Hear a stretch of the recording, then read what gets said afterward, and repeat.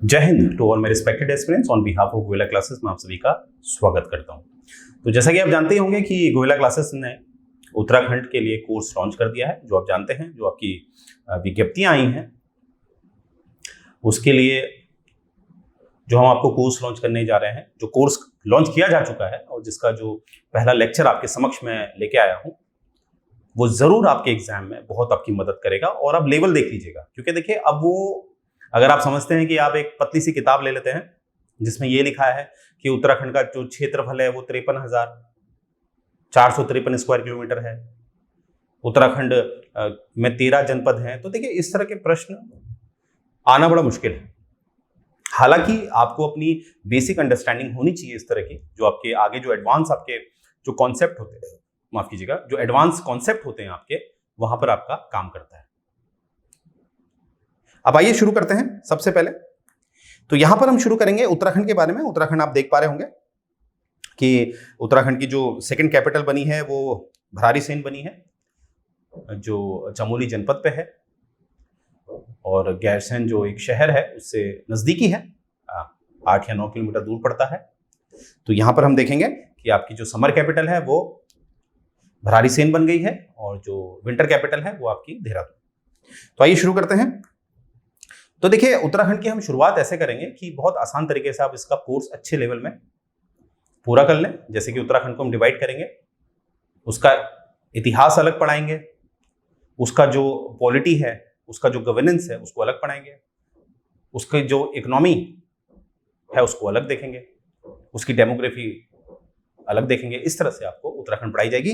तो शुरुआत हम करने जा रहे हैं जो उत्तराखंड का जो आपका पॉलिटिकल मैटर है, जो इसका गवर्नेंस है, जो इसका एडमिनिस्ट्रेशन है, वो हम देखने वाले हैं। शासन प्रशासन सब देखने वाले हैं। तो इस तरह का हम देखेंगे। पहले द एग्जीक्यूटिव हम देखेंगे, फिर लेजिस्लेचर्स हम देखेंगे, जो विधानसभा होती है, फिर न्यायपालिका हम देखेंगे, फिर उत्तराखंड के जो सेक्रेटरीट होते हैं, जो सचिवालय होते हैं या जो डायरेक्टरेट होते हैं, जो निदेशालय होते हैं, वो हम देखेंगे। क्या फर्क होता है सचिवालय और निदेशालय में, ये भी हम देखेंगे। लोकल गवर्नेंस उत्तराखंड की आपको पता ही है कि लोकल गवर्नेंस से मेरा तात्पर्य है पंचायत और म्यूनिसिपैलिटीज, क्योंकि अब तो ये संवैधानिक तौर पर 1952 माफ कीजिएगा 1992 से ये अब एक संवैधानिक दर्जा मिल चुका है लोकल गवर्नमेंट को। तो इसीलिए उत्तराखंड में भी हमें पंचायत दिखती है, म्यूनिसिपैलिटीज दिखती हैं। जितने भी इसमें महत्वपूर्ण संस्थान है वो हम देखेंगे। जो बोर्ड है, जो रेवेन्यू पुलिस सिस्टम है उत्तराखंड का, वो भी हम देखेंगे। और रेवेन्यू पुलिस सिस्टम देखना बहुत जरूरी है क्योंकि ये आपके एग्जाम से जुड़ा हुआ है। और बहुत सारे स्टूडेंट कहेंगे कि सर ये तो इंग्लिश में है, हिंदी मीडियम वालों को क्या होगा। आप देखिए, आपके लिए सरप्राइज है। ये आप देख पा रहे होंगे कि आपको लेक्चर भी इंग्लिश हिंदी दोनों में मिलेगा, बाइलिंगुअल इस्तेमाल किया जाएगा, और आपको जो नोट्स हैं वो भी इंग्लिश हिंदी दोनों में दिखाई दे रहे हैं, राइट। तो डोंट वरी, इंग्लिश हिंदी वाला कोई भी मुद्दा नहीं है। तो आइए शुरू करते हैं। यहां पर आप देख पा रहे होंगे ये हमारे गवर्नर साहब हैं, वर्तमान के गवर्नर साहब हैं। वैसे ही आपको पता होना चाहिए जो हमारे पहले गवर्नर कौन थे, सुरजीत बरनाला जी। तो इस तरह से आपने डेटा तैयार रखना है। तो आइए शुरू करते हैं। तो सबसे पहले हम देखेंगे the executive in Uttarakhand includes governor as the head of the state. यहां पर कहा जा रहा है कि जो एग्जीक्यूटिव यानी कि जो कार्यपालिका का मुखिया है हमारे उत्तराखंड राज्य में, वो कौन होता है, वो राज्यपाल होता है।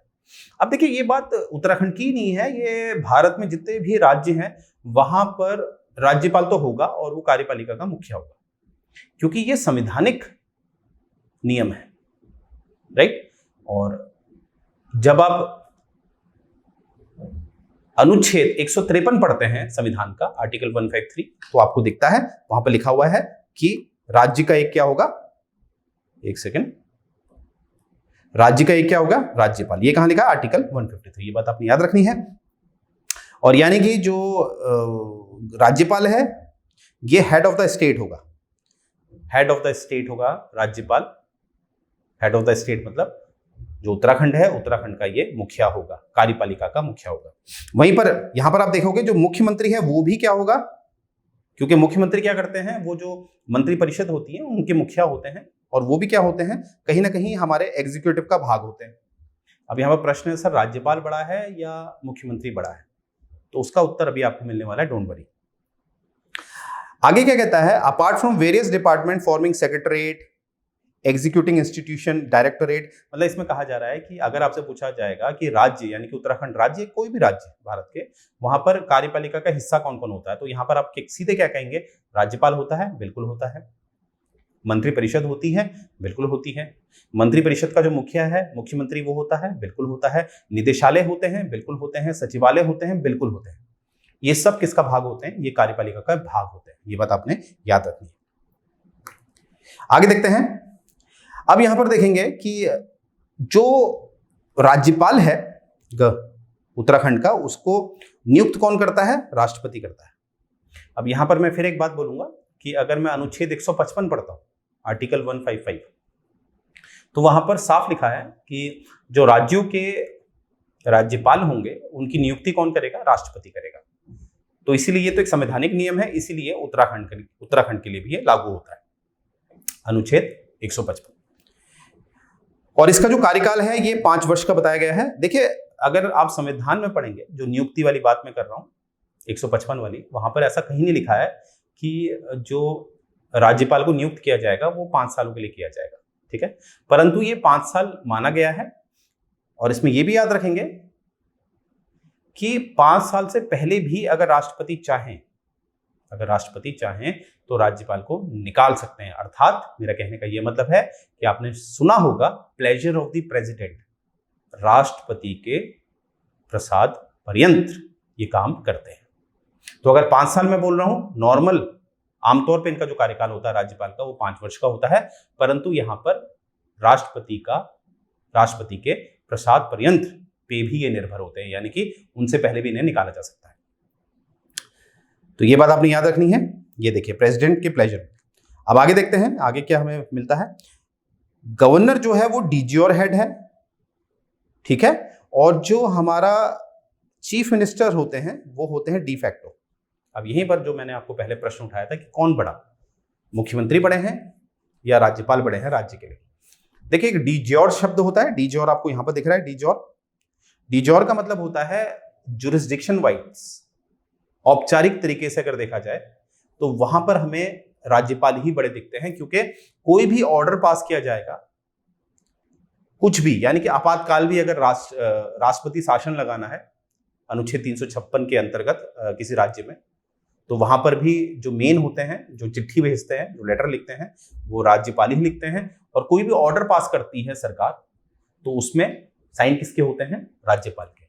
तो कानूनी रूप से जो बड़े हैं वो राज्यपाल है, इसलिए डीजीओर यानी कि जुरिस्डिक्शन वाइज। परंतु वहीं पर हम बात करें डी फैक्टो, यानी कि असल में कौन बड़ा है, क्योंकि देखिए हमारा जो तंत्र है वो तो लोकतंत्र है ना, और लोकतंत्र उसको ज्यादा तवज्जो देगा जो लोगों से निर्वाचित होकर आया है। तो राज्यपाल निर्वाचित होकर नहीं आता, अभी तो हमने देखा उनकी नियुक्ति करते हैं राष्ट्रपति। पर वहीं पर आप देखिए, मुख्यमंत्री के कोई चुनाव नहीं होते हैं, चुनाव तो विधानसभा के होते हैं, पर उन्हीं में से जो चुन के आते हैं, उन्हीं में से एक व्यक्ति को क्या बना दिया जाता है, मुख्यमंत्री। यानी कि हम कह सकते हैं कि मुख्यमंत्री जो है वो एक निर्वाचित सदस्य है, और लोकतंत्र निर्वाचित सदस्य का स्वागत करता है। तो ज्यादा शक्ति किसके पास है, असल शक्ति किसके पास है, मुख्यमंत्री के पास। मुख्यमंत्री जो कहेंगे राज्यपाल को वो मानना पड़ेगा। हालांकि राज्यपाल के पास अपने विवेक अनुसार काम करने के कुछ पहलू हैं, वो हम देखेंगे। अन्यथा जो राज्यपाल है वो मंत्रिपरिषद या उसके मुखिया जो है मुख्यमंत्री के हिसाब से ही काम करेगा। तो ये बात आपने याद रखनी है। डीजीओर हेड कौन है, हमारे राज्यपाल राज्यों के, और डी फैक्टो हेड कौन है, मंत्रिपरिषद और उसके मुखिया यानी कि मुख्यमंत्री। आगे देखते हैं। यहां पर आप देखेंगे कि जैसे कि अभी मैंने बताया कि जो राज्यपाल होते हैं उनके पास अपने विवेक का भी इस्तेमाल करने का तरीका है। जैसे मैंने अभी बताया कि राज्यपाल किसके हिसाब से काम करेंगे, मुख्यमंत्री के हिसाब से ही काम करेंगे। परंतु यहाँ पर अपने विवेक का भी इस्तेमाल कर सकते हैं। कैसे कर सकते हैं कि कभी भी क्या होता है, जैसे कि अचानक से कोई भी, जैसे चुनाव हुए विधानसभा के और कोई भी जो राजनीतिक दल है वो बहुमत में नहीं आ पाया, तो उस समय क्या कर सकते हैं, जो राज्यपाल हैं अपने विवेक का इस्तेमाल कर सकते हैं। ठीक है, उन्हें जो लगता है ये पार्टी जो है उसको सरकार बनाने का मौका दिया जा सकता है, तो वो उसमें वो मौका दे सकते हैं, गठबंधन करने का मौका दे सकते हैं। इस तरह से वहां पर वो विवेक का काम कर सकते हैं अपना। और कभी प्रेसिडेंट रूल लगाने की बात आई, राष्ट्रपति शासन लगाने की बात आई जो अनुच्छेद 356 में है, तो वहां पर भी वो अपने विवेक का इस्तेमाल कर सकते हैं। और कोई ऐसा विधेयक जो उन्हें लगता है, जैसे विधानसभा में कोई ऐसा विधेयक आता है जो कहीं ना कहीं लगता है कि वो जो विधानसभा की जो शक्ति है उससे ज़्यादा काम कर रहा है, जो शक्ति उनकी है उस शक्ति के परे काम कर रहा है, तो वहाँ पर राज्यपाल अपने विवेक अनुसार क्या कर सकते हैं, वो जो विधेयक है उसको राष्ट्रपति के लिए आरक्षित कर सकते हैं। तो यहाँ पर भी अपने विवेक का इस्तेमाल करते हैं। तो जो भी मैंने ये विवेक वाली बात बताई है आपको अच्छी तरह याद रखनी, एग्जाम में आपसे स्टेटमेंट बेस्ड क्वेश्चन में पूछे जा सकते हैं। आगे देखते हैं। अब हम देखेंगे उत्तराखंड जो बना था वो 9 नवंबर 2000 को बना था, आप सभी जानते हैं। और उत्तराखंड असल में उत्तरांचल नाम से बना था, उत्तरांचल। और आप सभी जानते हैं जनवरी 2007 में उत्तरांचल का नाम परिवर्तित कर दिया गया और उत्तराखंड रखा गया। ये बात आपने देखनी है। और यहाँ पर आपको स्लाइड दिख रही होगी, यहाँ पर आपको जो लिस्ट ऑफ गवर्नर्स हैं उनके नाम है, जैसे सुरजीत सिंह बन्नाला पहले हैं, सुदर्शन अग्रवाल उसके बाद आए, BL जोशी, मार्गेट अल्वा, इस तरह से। आपने ये बात जरूर याद रखनी है कि अभी तक अगर मैं गवर्नरों की बात करूं तो गवर्नर में 2 महिलाएं आ चुकी हैं, मार्गेट अल्वा और बेबी मौर्य, राइट। तो ये बात आपने याद रखनी है। तो यहां पर ये बात कही है कि 9 नवंबर 2000 को जो उत्तराखंड बना है, असल में वो आप जानते ही यूपी से निकला है। यूपी का जो हिमालय डिस्ट्रिक्ट था वहां से इसको काटा गया है और अलग से उत्तराखंड एक राज्य बना। और यहाँ पर अभी तक हम देखेंगे कि जो वर्तमान के, अगर मैं हटा दूं, वर्तमान से पहले 7 लोगों ने राज्यपाल का कार्यभार संभाला है, उसमें से 2 महिलाएं हैं, वो चीज आपने याद रखनी है। अब देखिए, जब ये हमारा उत्तराखंड बना तो राजभवन नहीं था, अचानक से है ना, अचानक बनता है उत्तराखंड राज्य, तो राजभवन एकदम स्थापित कोई राजभवन नहीं था। राजभवन से मेरा तात्पर्य है वहां पर हमारे जो राज्यपाल हैं वो रहते हैं, इसीलिए हर राज्य में आपको एक राजभवन दिखता है। तो क्या किया गया कि कहीं ना कहीं जो बीजापुर का हाउस है, जो हम बीजापुर हाउस कहते हैं, जो हमारा देहरादून में स्थापित है बीजापुर हाउस, उसको अस्थायी रूप से राजभवन बनाया गया। तो आपने एग्जाम वाइज याद रखना है, पहला राजभवन किसे बनाया गया, तो बीजापुर हाउस, जो कि आपका देहरादून में है। देहरादून में भी कहाँ है, new cantonment road Dehradun, right. ये बात आपने याद रखनी है। जैसे कि आप सभी जानते होंगे उत्तराखंड में आपके 2 राजभवन है, एक नैनीताल और देहरादून। परंतु अभी ये याद रखना है कि शुरुआत में जो अस्थायी राजभवन बनवाया वो कौन सा बनाया, बीजापुर हाउस को, जो देहरादून में। आगे देखते हैं तत्पश्चात क्या होता है, इसके बाद क्या होता है, जो सर्किट हाउस है देहरादून का, उसको कहीं ना कहीं क्या घोषित किया गया, राजभवन। जो सर्किट हाउस है देहरादून का उसको क्या बनाया गया, राजभवन। और यहां पर जो हमारे पहले राज्यपाल बने श्री सुरजीत सिंह बन्नाला, वो यहां पर आके रहे, कब, 25 दिसंबर 2000। तो यहां पर आपने याद रखना है, जो अचानक से जो अस्थायी राजभवन बनाया वो था बीजापुर हाउस, वो भी देहरादून है। और तत्पश्चात हमने जो सर्किट हाउस है उसको राजभवन स्थापित किया, जिसमें हमारे पहले राज्यपाल रहे जो थे सुरजीत सिंह बन्नाला जी। ये बात आपने याद रखनी है। आगे देखते हैं, जो वर्तमान में जो राजभवन है, जो वर्तमान में आपको दिखता है देहरादून का याद रखिएगा, अभी मैं नैनीताल वाली की बात नहीं कर रहा हूं। तो देहरादून में जो आप वर्तमान का राजभवन है, जिसे हम पहले सर्किट हाउस कहते थे, ये बनाया गया है 1902 में। तो 1902 में इसको सर्किट हाउस कहा जाता था, क्योंकि ये प्री इंडिपेंडेंस वाली बात हो रही है, राइट। और ये कहीं ना कहीं it was then called court house, इसको कोर्ट हाउस भी कहा जाता था, जहां पर जो ब्रिटिश गवर्नर है वो रहते थे। और ब्रिटिश गवर्नर कहाँ के, यूनाइटेड प्रोविंस के। यूनाइटेड प्रोविंस जो बाद में क्या बना, उत्तर प्रदेश। तो ये बात आपने याद रखनी है। तो यहां पर जो काफी लोग रहे वो इंपॉर्टेंट नहीं है हमारे लिए। तो यहां पर याद रखना, जो राजभवन है वो हमारा किस ऊंचाई में है, वो है आपका 2305 फीट अबव सी लेवल। यहां पर मैंने फीट बोला है, मीटर नहीं बोला, ये बात याद रखना, फीट बोला है। 2305 feet above the sea level. अब ये कौन सा वाला है, ये है आपका देहरादून वाला, ना कि नैनीताल वाला। ये बात आपने याद रखनी है। उत्तराखंड कुछ राज्यों में से है जहां पर हमें 2 राजभवन दिखते हैं। जैसे कि मैं ऑलरेडी आपको बता चुका हूं कि ऐसा नहीं कि हर राज्य के पास 2 राजभवन होते हैं, बहुत कम राज्यों के पास 2 राजभवन है। आप इसमें कमेंट करिएगा किन किन राज्यों में 2 राजभवन है। उसमें से एक उत्तराखंड भी है। तो उत्तराखंड का जो मैंने बताया आपको राजभवन एक नैनीताल में है और एक देहरादून में। तो आइए देखते हैं, जो दूसरा राजभवन है वो है नैनीताल में। पहला जिसकी अभी हम बात कर रहे थे, जो बीजापुर हाउस से शुरू होता है, वो है आपका देहरादून में, और दूसरा है आपका नैनीताल में। अब नैनीताल वाले की बात करते हैं, आज़ादी से पहले की बात करते हैं कि ये कहीं ना कहीं जो नैनीताल है वो एक समर कैपिटल थी यूनाइटेड प्रोविंस की। यूनाइटेड प्रोविंस मतलब उत्तर प्रदेश की क्या थी, समर कैपिटल। जो यूपी यानी कि यूनाइटेड प्रोविंस के जो गवर्नर साहब होते थे वो गर्मियों में कहाँ जाते थे, नैनीताल, क्योंकि हिल स्टेशन है और ठंडी जगह है, तो समर्स में यहाँ जाते थे। एंड दिस ब्यूटीफुल बिल्डिंग, अब जो आज का राजभवन आपको दिख रहा है, ये राइट साइड, ये आपको दिख रहा है, ये एक स्कॉटिश कैसल के रूप में बनाया गया, जो कि जो महल होता है, इसका जो बेस लिया गया वो स्कॉटिश मॉडल से लिया गया, स्कॉटिश मॉडल से। और इसको जो इसका नाम रखा गया वो रखा गया गवर्नमेंट हाउस। क्रिश्चियन मतलब हो गया नाम रखना, ईसाई धर्म के हिसाब से जब हम नामकरण करते हैं तो उसे क्रिश्चियन बोलते हैं, तो क्रिश्चियन किया गया, नाम रखा गया इसका गवर्नमेंट हाउस। तो ये बात याद रखना है। इसको आज भी जब आप नैनीताल जाते हैं तो उसको आज भी बहुत से लोग, वहां के जो लोकल लोग हैं, वो इसको गवर्नमेंट हाउस ही कहते हैं। आजादी के बाद इसका नाम क्या रख दिया गया, राजभवन। तो पहले गवर्नमेंट हाउस, अब इसका नाम क्या रख दिया गया आजादी के बाद, राजभवन। आगे देखते हैं। अब इसी नैनीताल वाले राजभवन के बारे में क्या पता चल रहा है हमें, कि जो इसका फाउंडेशन स्टोन है, जो इसका नींव का जो पत्थर डाला गया, वो डाला गया कब, 27 अप्रैल 1897 को, 1897 में इसका एक नींव का पत्थर डाला गया। ये एग्जाम वाइज बहुत इंपॉर्टेंट है। और इसमें जो कंस्ट्रक्शन हुआ टुक 2 years टू कंप्लीट, यानी कि 2 साल में ये कंप्लीट होता है। 1897 से शुरू होता है, यानी कि 1899 में ये खत्म हो जाता है। और इसको जो बनाया गया, ये यूरोपियन पैटर्न में बनाया गया, और कहीं ना कहीं ये गॉथिक आर्किटेक्चर का एक नमूना है। कौन सा आर्किटेक्चर, गॉथिक आर्किटेक्चर। ये जो आपको दिख रहा है, इस तरह का ये जो विंडोज होते हैं, विंडोज के ऊपर ये ट्राइंगल होता है, राइट। और इस तरह का ये जो बड़े बड़े गेट होते हैं, इसके ऊपर जो ये सेमी सर्कल का जो शेप आता है, इसको हम गॉथिक आर्किटेक्चर कहते हैं। तो याद रखना है आपको, जो नैनीताल का जो राजभवन है वो किस आर्किटेक्चर में, गॉथिक आर्किटेक्चर में।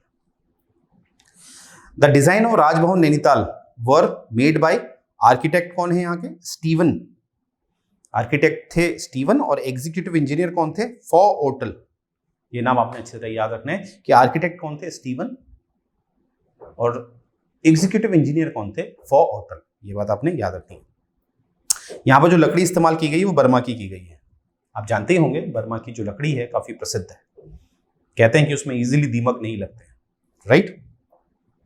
Local stones have been used in the construction, यानी कि इसमें जो पत्थरों का इस्तेमाल किया गया है ये लोकल ही से इस्तेमाल किए गए हैं, नैनीताल से ही, यानी कि उत्तराखंड से ही इनका इस्तेमाल किया गया है। विद एशलर्स फिनिशिंग, एशलर्स फिनिशिंग मतलब एक तरह के टाइल्स आप समझ सकते हैं, जो आजकल के टाइल्स आपको दिखते हैं, उस समय बहुत बड़ी बात है कि 1897 में एशलर्स का इस्तेमाल किया जा रहा है, राइट। तो ये बात आपने याद रखनी है। आगे देखते हैं। बहुत सारे लोग इसमें रहे हैं राजभवन में, नैनीताल वाले। वो कौन कौन है, जैसे कि आप देख पा रहे होंगे, sir Antony McDonald, sir James, sir Johns, sir Herg. ये आपके जो प्री इंडिपेंडेंस है, आज़ादी से पहले इतने लोग रहे थे। हालांकि एग्जाम में मुझे नहीं लगता आपसे इस तरह के प्रश्न पूछे जाते हैं। हाँ, पोस्ट इंडिपेंडेंस, आज़ादी के बाद जो यूपी की पहली राज्यपाल बनी श्रीमती सरोजनी नायडू जी, वो इसमें रही है।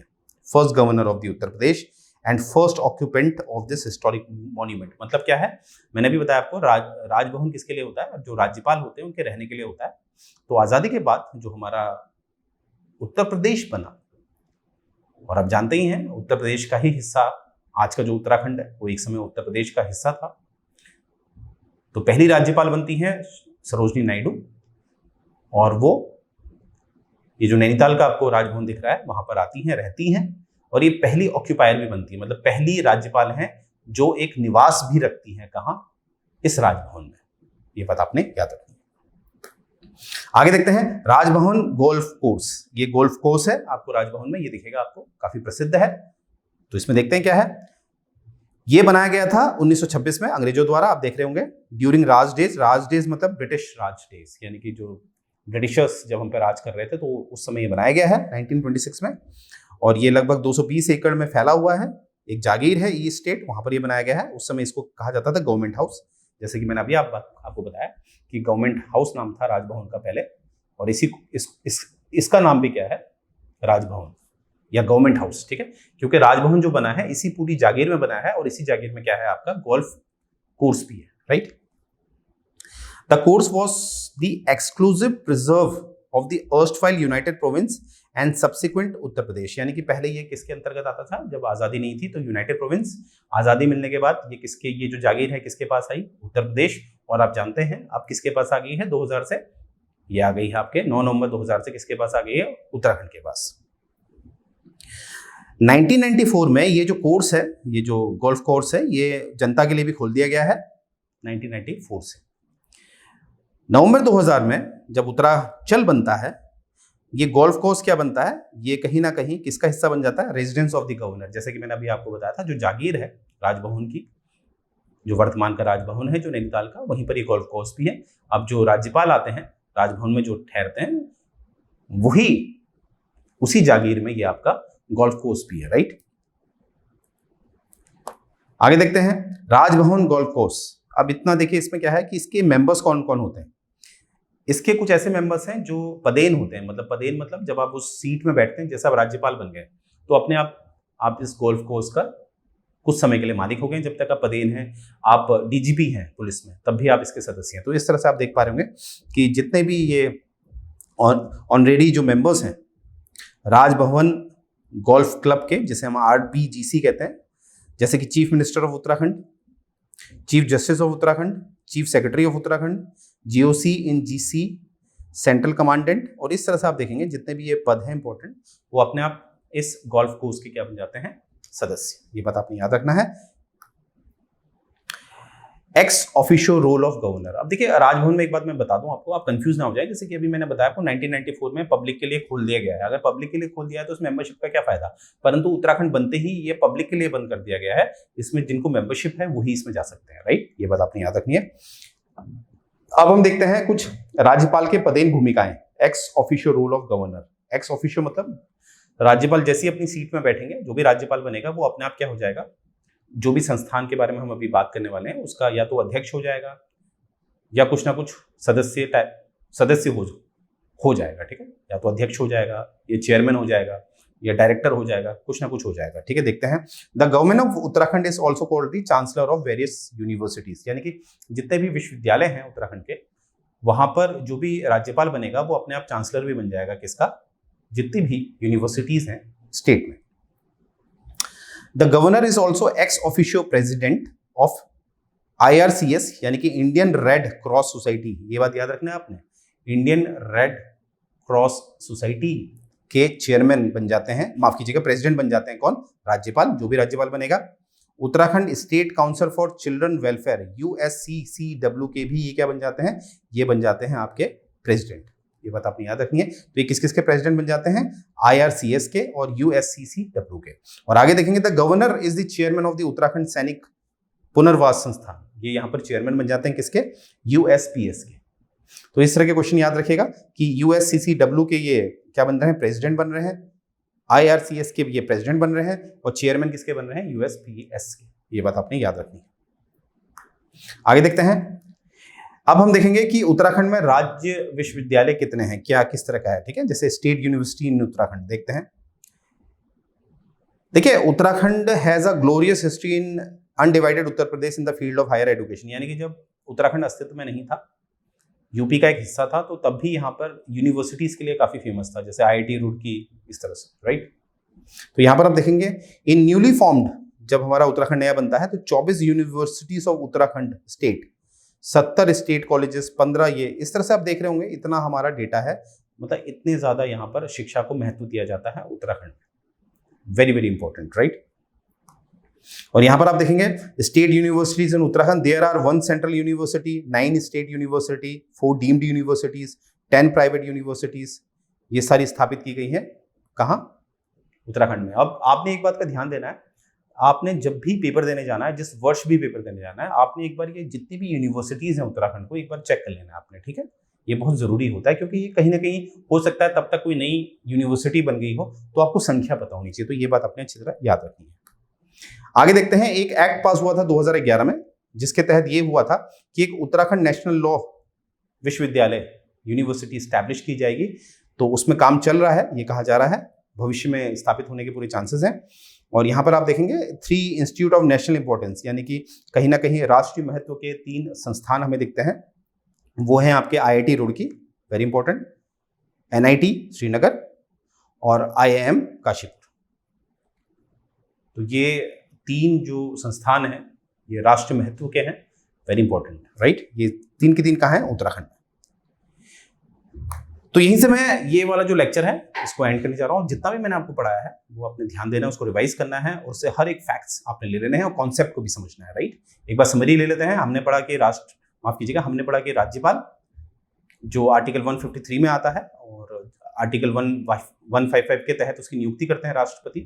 तो वैसे ही उत्तराखंड में आपके राज्यपाल होते हैं। और मैंने ये भी बताया कि बड़ा कौन होगा, मुख्यमंत्री होगा या राज्यपाल होगा। तो मैंने आपको बताया कि जो असल में जो डिफैक्टो रूलर होता है वो मुख्यमंत्री होता है। डीज्योर रूलर यानी कि कानूनी रूप से कौन बड़ा होता है वो होता है राज्यपाल, ठीक है। पर असल में बड़ा कौन है? मुख्यमंत्री, क्योंकि लोकतंत्र है। फिर मैंने आपको बताया राजभवन के बारे में। 2 राजभवन है। उत्तराखंड उन राज्यों में से है जिनके पास 2 राजभवन है। एक राजभवन है आपका देहरादून में, एक है नैनीताल में। और नैनीताल वाले के बारे में मैंने बताया था आपको किस तरह से उसमें गोल्फ कोर्स है और उसके कौन सदस्य हो सकते हैं, ये भी मैंने आपको बताया है। और बाकी हमने देखा कि किस तरह से यूनिवर्सिटीज़ हमने देखी कि उत्तराखंड के पास कितना जो शिक्षा का महत्व है वो दिखता है हमें, कितने वहाँ पर संस्थान दिखते हैं हमें, राइट। तो यहाँ पर है। तो यहाँ पर आपने क्या करना है, बहुत जल्द आपका पेपर हो जाएगा, आई गेस दिसंबर तक वो पेपर हो जाएगा। ये आप गोयला क्लासेस का रिजल्ट देख सकते हैं। ये महक स्वामी मैम है जो पहले SDM बनी थी, यहीं से इन्होंने कोचिंग करी थी और फिर टेस्ट सीरीज लेती रही और IPS में निकल चुकी हैं। ये आप देख सकते हैं इनकम टैक्स ऑफिसर के बारे में जो पद आया है उसमें आपको कोई भी कंफ्यूजन होता है तो आप इस URL का इस्तेमाल कर सकते हैं। ये यहाँ आप अपने जो प्ले स्टोर जो ऐप है आपकी उसमें हमारी ऐप को डाउनलोड कर सकते हैं और अपनी तैयारी को बेहतर बना सकते हैं। जो भी इंपॉर्टेंट मुद्दे हैं आपके एग्जाम से रिलेटेड यहाँ पर आपको मिल जाएंगे सारे के सारे। तो यहाँ पर आप देख सकते हैं, यहाँ पर आपको 10 सितंबर से जो टेस्ट सीरीज है वो मिल जाएगी और टेस्ट सीरीज के साथ आपको लाइव लेक्चर्स भी आपको दिखाई देंगे, राइट। तो इस तरह से ये कोर्स में आपको सब फैसिलिटीज दी जाएंगी, राइट। तो यहाँ पर आप देख रहे होंगे इसमें आपको test series plus premium lectures जो आप देख रहे हैं ये मात्र आपको पड़ेगा 4,999 का। इसमें आपको टेस्ट सीरीज भी मिलेगी। और यहाँ पर आप देख रहे होंगे ये हमारे कुछ रिजल्ट हैं। IPS सिलेक्ट हो चुके हैं दोनों, मयंक मुदगल जी एंड महक जी। और ये हमारे कुछ अन्य रिजल्ट। तो उम्मीद करता हूँ आपकी भी फोटो इसमें बहुत जल्द आएगी। बस आपने क्या करना है, लेक्चर्स को अच्छी तरह सुनना है, अपने लेवल पर प्रयास करना है और कभी भी कोई कन्फ्यूजन होता है तो आप कमेंट कर सकते हैं। और अगर आपको ये हमारा प्रयास पसंद आता है तब भी आप हमें कमेंट करिए क्योंकि वो हमें प्रोत्साहित करता है। तो यहीं से मैं अपना लेक्चर एंड करने जा रहा हूँ। जय हिंद।